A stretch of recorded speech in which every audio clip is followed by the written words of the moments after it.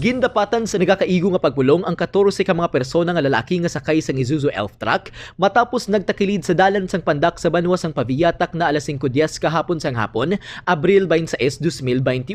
Sa interview sang Radyo Bandera Iloilo kay Patrolman Joel Demiar, ginpahayag sini nga 14 ka mga persona ang sakay sa nasambit nga truck sa diin halin nini sa ungka kag ginausoy ang dalan sang Pandak sang natabo ang insidente. Base sa inisyal nga investigasyon, nag-overtake ang motorsiklo sa truck sa diin hinali ilang nga nagadasig kag nagahinay ang pagpadalagan sang motor nga may pag-ikis pa ang agi. Agud malikawan kun tani isang truck driver ang motorsiklo, hinali ilang nga na-lose control ang elf truck sa iya pagliko, rason nga nagtakilid ini.